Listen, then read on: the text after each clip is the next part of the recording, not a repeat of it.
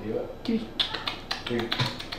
love you. What do you say? He's home. He's so tiny. Oh Lord, I gotta go take care of him. Don't say it too fast, honey. It sounds like you're saying F you.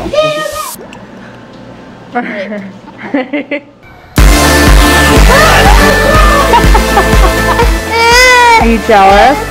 Pink, come on, Pink. Aww. You guys are incredibly awesome.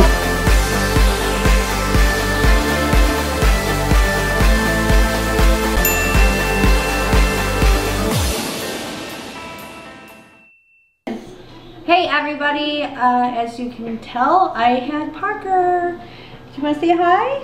So this is Parker Chase, and we'll get a closer. Whoa, give him kisses. That's right. So I'm gonna make a couple videos.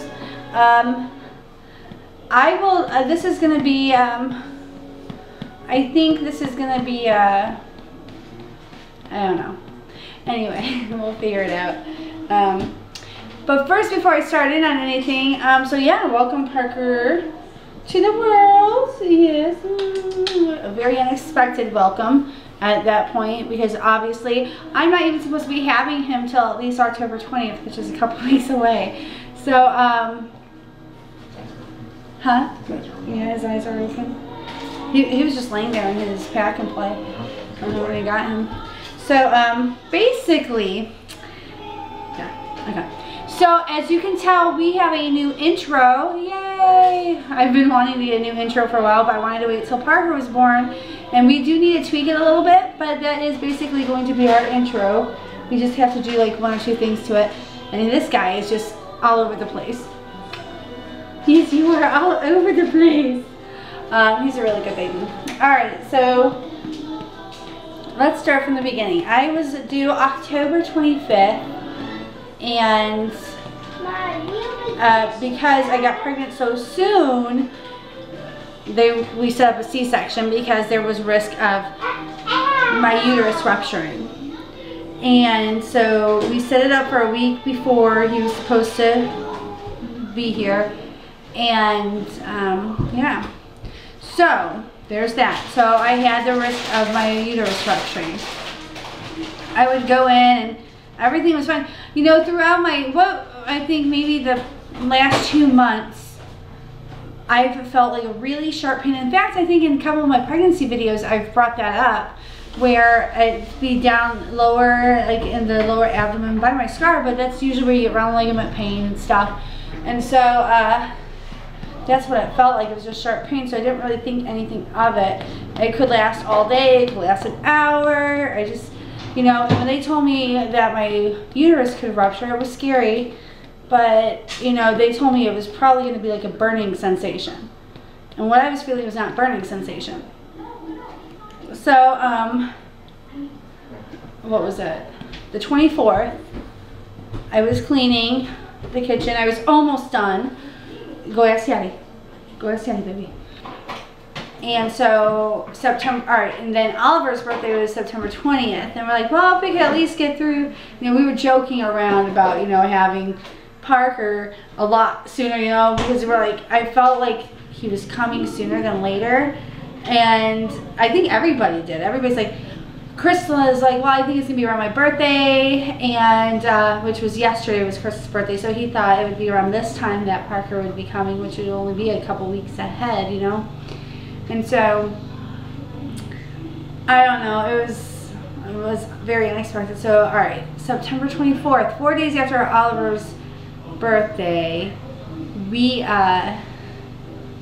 I'm cleaning the kitchen and it's almost done, almost perfect. And I swept and I was about to mop. As I'm mopping, all of a sudden I get one of those sharp pains, except it's so excruciating. It's worse than it's ever been. And I've been in tears before over this, but I mean, it was so bad. I just had to drop the mop and I crawled over. I have my phone with me. I couldn't make any phone calls. I'm through blinding tears. I'm trying to text my husband, letting him know I'm in pain. But I didn't, you know, Chris was in a really big meeting at that point, and I didn't want him going home because I thought that was just pain like how I used to, you know, because I've gone through that pain, but just not as bad. I mean, it's just so excruciating. My stepson, Corbin, he called my mother-in-law, who's a nurse, and he texted Chris. Now, I had him call my mother-in-law, but I did not know he was texting my husband, and he's like, listen, Candace is on the floor crying. She's in pain. Chris was coming home anyway because he had a migraine. And so, you know, my mother-in-law gets here and she's like, yeah, do you have your appendix out? Is it your appendix? I'm like, I don't think it's my appendix. But she's like, well, you need to call your doctor. And I'm like, I really didn't want to call my doctor. I didn't want to go in. I didn't want to do nothing. I just thought it was going to be a complete waste of time because, you know, I've had that pain before, just not as bad. And it wasn't burning sensation, so surely it could not be my uterus. So I called my doctor. My doctor's like, you need to come in right now. And so once Chris got here, my mother-in-law stayed here, my sister stayed here watching the kids. And we were completely unprepared. No diaper bag, no nothing. I think we have, what, my purse and the clothes on our backs. That's all we had, right? We were completely unprepared. Chris had a migraine, like the perfect time, right? So we go in there and this nurse, oh my gosh, she was driving me nuts. Okay, I have no fever. I didn't have a fever. I wasn't vomiting. I felt nauseous, but that could have been morning sickness. That could have been because of the pain, but it surely was not appendicitis. I knew it was an appendicitis. I've seen it. I know what the symptoms are. It was not my appendix. And so the nurse is like, well, it's right around where your appendix would be. I'm like, yeah, it's also right around where my scar is, my incision. And so that's where it hurts. I said, it just hurts really bad, and I'm in tears and everything. And so, what was it? She's like, well, and she didn't even look at my chart. If she would have saw, I even told her what my last C-section was, and it didn't even occur to her. It even says in my chart that, you know, I'm high risk for tearing, and my uterus tearing and stuff. And she just, that's not it. That's not it. My doctor comes in, she sees me crying. My doctor was very adamant about not taking the baby before it, you know, needs to be taken. Like 39 weeks is not, she won't go anywhere before 39 weeks unless it's actually threatening, you know. So she comes in and she's like, I've never seen you like this. Do you think it's time to take the baby? And that scared the crap out of me because I was only 35 weeks, 4 days pregnant. And I'm like, I don't know.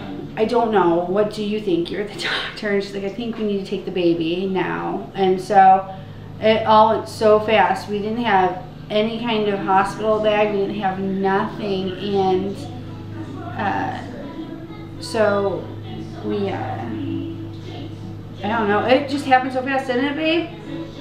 They came in, next thing I know, like, what was it, 5 minutes later, if that, they have his scrubs. You know, like the nurse was trying to tell the doctor that she thought it was appendicitis, and as soon as the nurse left, the doctor's like, what do you think? Do you think it's appendicitis? I'm like, no, I don't. She's like, me neither. And so she's like, I'll check your appendix while I'm in there. So right away, they start prepping me for surgery.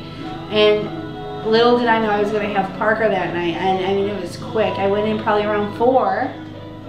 Do you think it was about 4 o'clock we were in there? 4:30 at the latest. It's a hospital? Yeah. Oh, later than that, yeah. It was somewhere around there.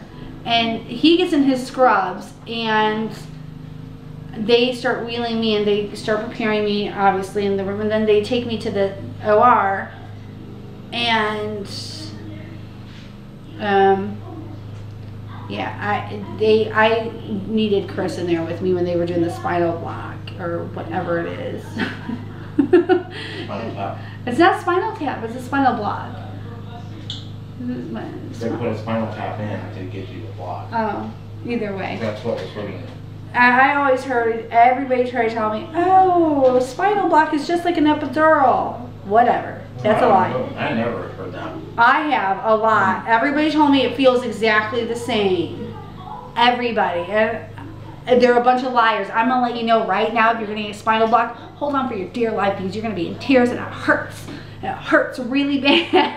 Yeah, I was a big fat baby. But it made the surgery 1,000 times better. It did make the surgery 1,000 times better. Yes, it did. But trust me, you were out of it. You don't know. I do. I was there. He was there. Both times. I was there too.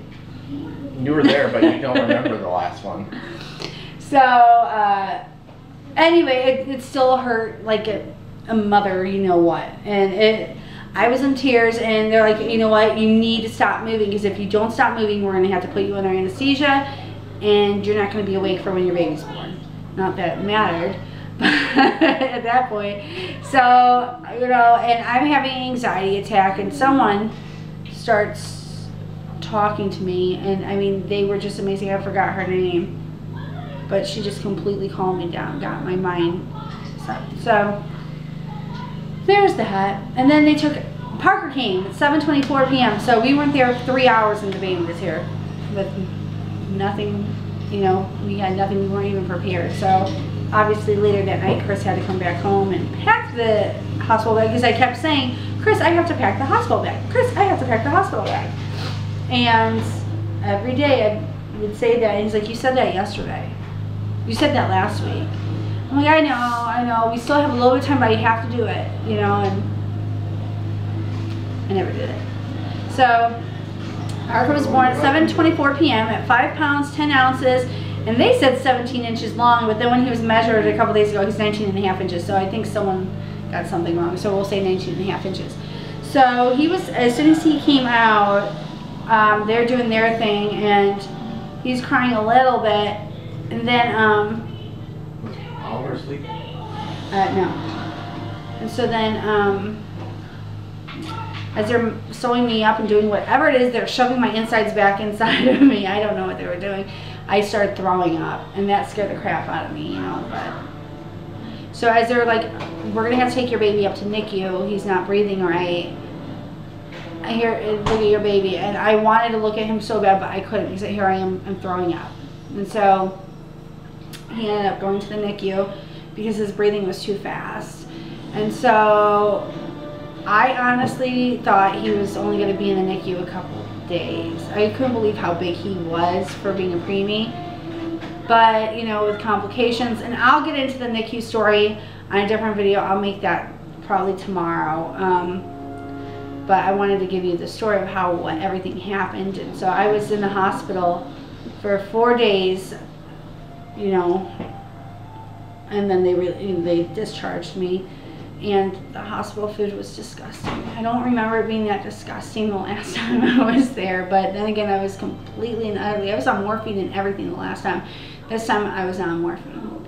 So yeah, that is my story for the birthing story. There's not really much, you know, I didn't have labor, you know, I had a delivery. So this is my delivery story. Yeah. I did show you guys Parker beforehand in some of the daily vlogs, and I'm hoping to start daily vlogging here soon now that I can actually get around and everything. And so I'm going to show you guys, I can't really lift up my dress or anything, but I can at least show you this time around 2 weeks postpartum what I look like. So let's see if we can get that going. Alright. So here is my belly I still have, because this is where the scar is, so that's my uterus right here. And so yeah, look at this, no more out to here and flat. All the belly lovers, I'm sorry.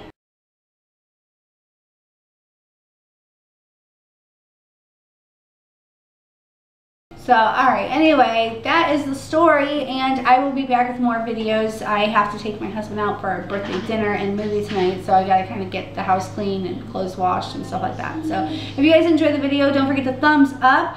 And yay, we got over 500 subscribers. I know I said it before, but you know, you guys are really, really, really awesome, and I'm just thankful that I have the subscribers that I have, and I'm glad that you guys do enjoy the videos. There's a few of you that are very loyal, and I appreciate your guys' views as well, and you guys are really, really awesome. Yeah, so yeah, and if you haven't subscribed already, don't forget to subscribe, and also you can follow me on Facebook and Instagram, and I'll try and leave that stuff down below. Yeah, so alright, I'm gonna let you guys go, and you guys have a very good day. Bye.